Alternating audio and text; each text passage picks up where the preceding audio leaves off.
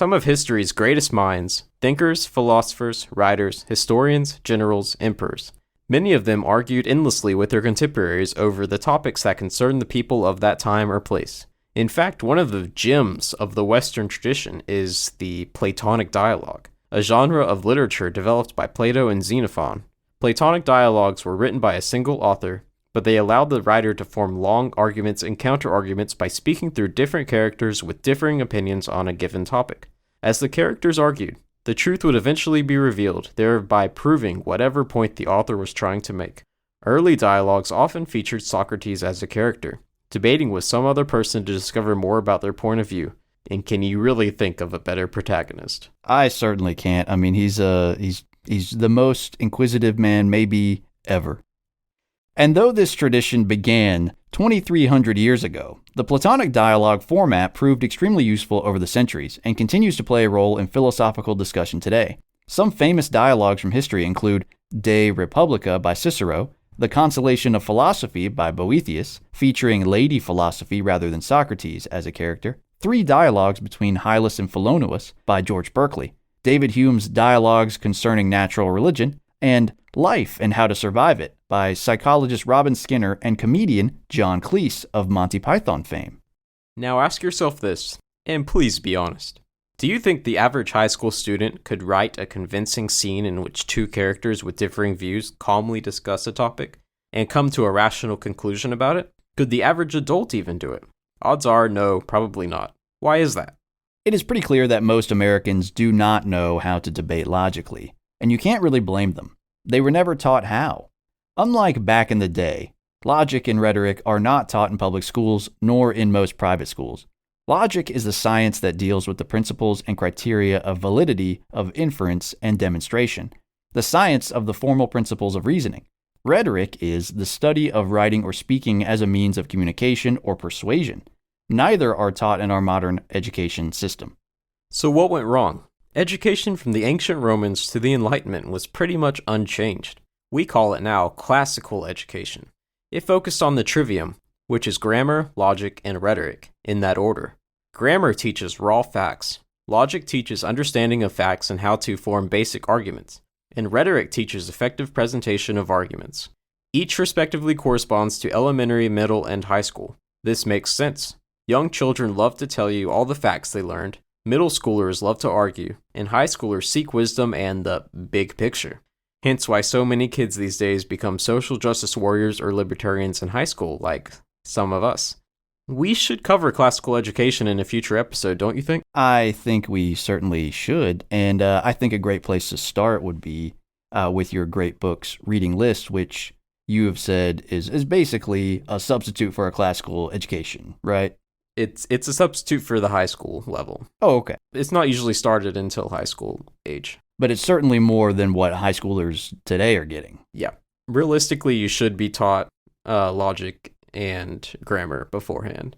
You kind of get it through public school. You learn a lot of grammar, as in just raw facts in elementary school, but you don't learn the logic. So it's important. Of course. And what would you say would be in some of the books that you have come across in this list that might be a good introduction to people who didn't have that classical education or who want to get into logic and rhetoric and things like that? To be honest, the list almost assumes that you have that basic level. Really? Yes. I would say there's one counterexample. I haven't read it yet, but I have it in my collection. It is Rhetoric by Aristotle. He's one of the founders of the field, of the legitimate rhetoric, not just sophistry. Yeah, so how to persuade and how to argue effectively and make a good case. Yes, is what he was and not talking just about. convince people. There's a difference between trying to convince somebody and trying to be right and get people to agree with you. So yeah, I recommend books outside of the great books to read first before you delve into the great books or any old book, because any old book assumes that you already have that basis of grammar and logic. It's kind of like I heard in the old Disney movies, the really old like cartoons they would play classical music in the background, like classical tunes. And it was assumed that everybody above elementary school like knew the composer and the name of the piece. Really? Yeah, so they could say, "Oh yeah, that was Bach, that was Beethoven. Oh, that's Handel, Rachmaninoff's whoever. Piano Concerto No. 2." Like that was considered basic knowledge.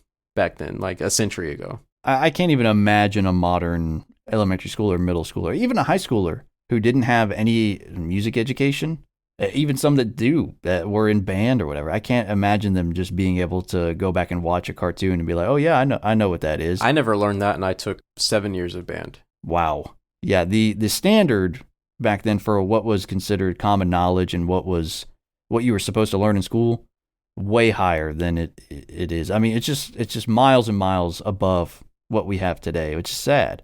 But that doesn't mean that we should accept a defeatist attitude, because the sources are out there. A library card, basically free. Yeah, and there's lots of modern books that were written by people with classical education in mind, trying to teach about grammar, logic, rhetoric.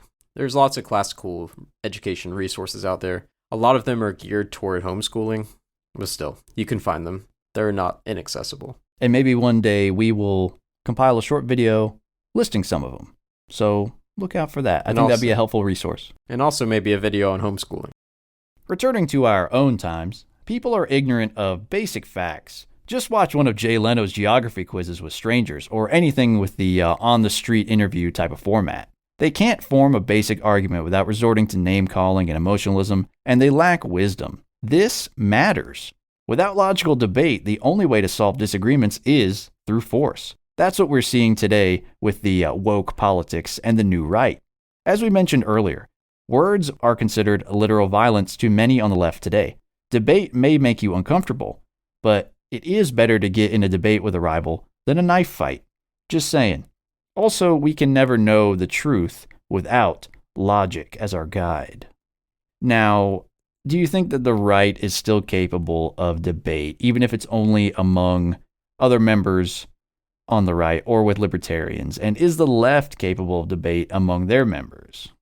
To answer the latter question, I think increasingly no, in that even there's a lot of infighting within the left.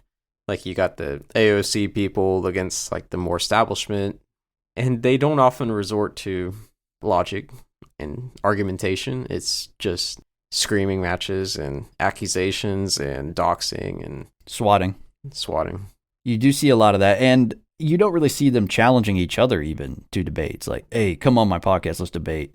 I mean, every now and then you do, and in the normie sphere, you sometimes see that, or hey, let's discuss this or whatever. And on the right, you definitely see, hey, come on my show, come on my podcast, and let's talk.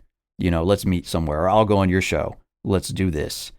That is almost just a feature of the right, I think, even among people who are on different sides of issues. And then there is a lot of disagreement on issues on the right and among libertarians. So yeah, I would say that the left is not capable of that. As far as libertarians go, I still think they have a lot of argumentation within, and I think they actually use they resort to arguments instead of just other tactics. Yeah, they're probably the best group about it, to be honest. You think libertarians are the best about just debating? Yeah, I think so. I mean, that's all they do. They don't actually do anything. So, got him. Yeah, you're right. You're totally right. And so, if you're gonna have basically no skill, if you're gonna have one skill, it might as well be debating, right? And writing books about child slaves and stuff. Yeah. But I'm a little bit worried about the future of the right in this way, because the new right is kind of a more might makes right. Increasingly. Yeah, to where, there's no more room for debate. It's time for action, which is fine in a way. We don't want to just debate forever and let everyone else act. But also we shouldn't just say, oh, you disagree, like time to punch you in the face or time to shut you down. There needs to be a balance. There does. But that balance can only last so long before people really start pushing and shoving us into action. And I think that's kind of where we're at. There's a lot of people, and there's even a big split on the right as to when we draw the line of, okay, are we done debating? Are we done talking? Them's fighting words. Let's do it, boogaloo, etc. So that is a big topic of debate on the right, in as much as people can debate it without getting arrested. But yeah, it's getting tougher and tougher. And the new right is a result of the new left. Their response, that Trump and all that, it's a response to leftism. It wouldn't have happened if the left was calmly debating and wasn't like taking over everything. I agree. And if they hadn't controlled all the institutions or the majority of the institutions and wasn't constantly running around saying, oh, you're a Nazi, you are a white supremacist, racist, bigot, xenophobe, we need to get these out of here. I just heard I think it was Hochul or someone in New York saying, get out of here, go down to Florida. We don't want you here. You're not real New Yorkers. That's the type of rhetoric we're hearing. You're not real Americans. You're not real New Yorkers. You're not real this and that.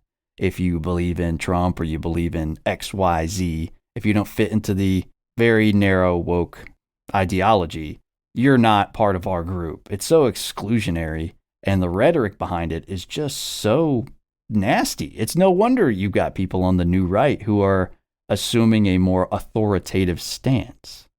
I guess to conclude this discussion, it kind of reminds me, lots of people on the left and the new right, they make fun of the old school, like, marketplace of ideas kind of conservatives, and I don't know. That just came to mind. I don't know where we want to run. No, they do make fun of them, and for good reason, because we've realized that in the marketplace of ideas, it only works if everybody cares about ideas and not about power. Once someone comes into the marketplace of ideas with an AK, good luck selling your ideas and trading your ideas. And that's essentially what has happened. Thanks for listening to the Sons of Antiquity highlight reel. To hear this clip in context and to enjoy our full-length episodes, check out the links in the description or search Sons of Antiquity on YouTube, BitChute, Spotify, or Apple and Google Podcasts.